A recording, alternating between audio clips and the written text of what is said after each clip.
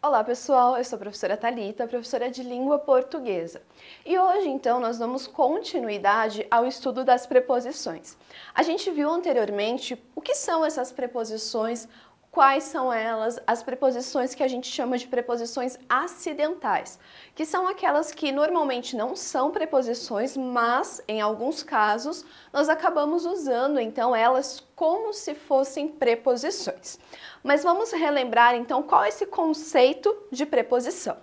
A preposição, gente, são conectivos, ou seja, eles fazem a conexão de palavras, ou seja, elas interligam elementos entre si. Então, vamos pegar um exemplo simples. Se eu pego a palavra doce e a palavra leite, e eu quero conectar essas palavras, porque se eu leio assim, doce e leite, sou esquisito, não?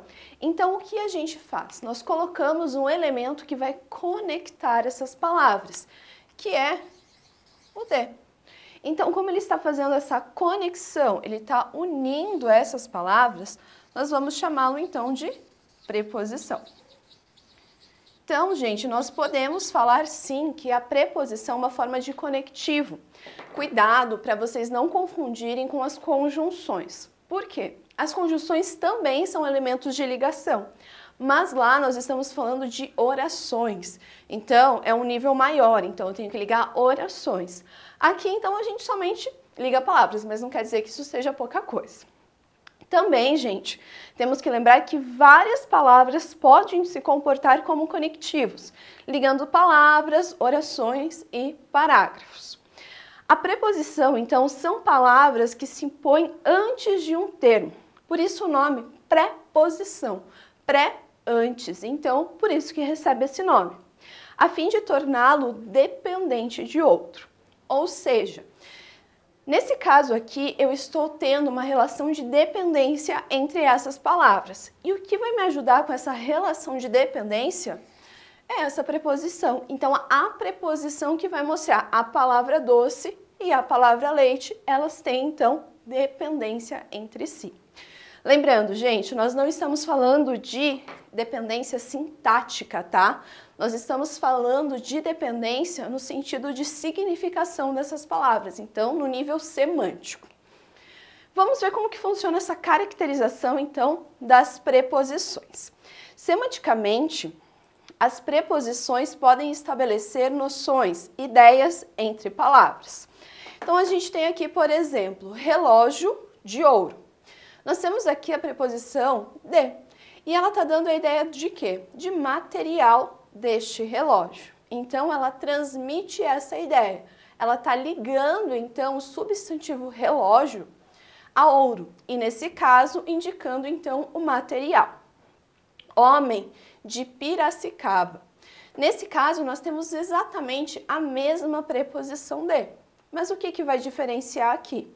No caso, eu estou dando a origem, ou seja, gente, eu preciso tomar muito cuidado, porque muitas vezes a gente tem que ver que a mesma preposição, ela pode trazer significados diferentes.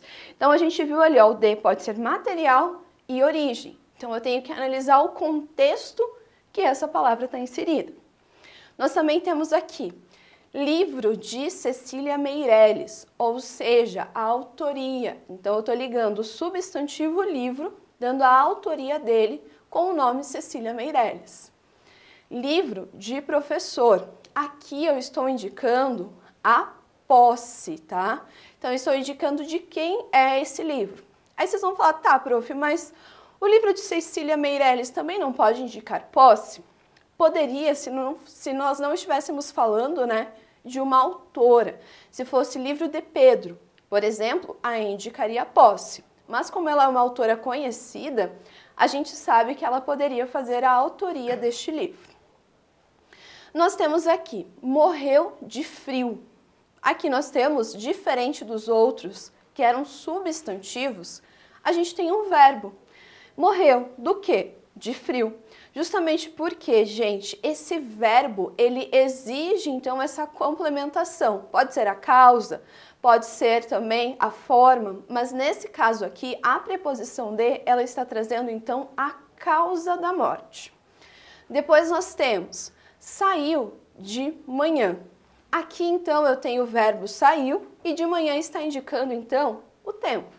Ou seja, que momento ele saiu. Veio de Lisboa. Lisboa aqui, gente, nós estamos falando do lugar do qual ele veio. Então, a cidade. Ou seja, qual a informação que a gente tem que tirar desses inúmeros exemplos que nós vimos? Que, gente, uma mesma preposição, ela pode trazer vários e vários significados diferentes. Então, o que eu devo fazer? Eu devo parar e devo analisar para ver qual é o sentido que está sendo trazido ali. Então, nós vimos, pode indicar material, origem, autoria, posse, causa, tempo e lugar. Então, a gente tem vários e vários significados diferentes que uma preposição, então, pode trazer. Então, gente, morfologicamente, a preposição é um morfema gramatical. O que quer dizer isso? Não sofre flexão. Funcional ou sintaticamente, a preposição é um conectivo e não tem função sintática própria. Serve para estabelecer entre palavras uma relação chamada de regência. Ou seja, se eu estou falando a nível morfológico, ou seja, quando eu falo de classes de palavras, que a gente vê flexão de número, gênero e tudo mais, aqui, gente, a preposição, ela entra então nas classes de palavras que não sofrem flexão. Ou seja, eu não tenho variação dessas palavras, elas não sofrem flexão. Agora, gente, quando eu estou falando no nível sintático, que é quando nós estudamos então a função que essa palavra exerce dentro de uma oração, nesse caso, gente, ela não tem função sintática. O que a gente pode ver? Ela serve, então, para trazer a regência de um determinado verbo. Então, vamos entender como isso funciona. Por exemplo, se eu tenho o verbo vou, eu vou a algum lugar. Então, o verbo vou exige, então, a preposição a. Por isso, gente, que é importante a gente sempre saber a regência do verbo.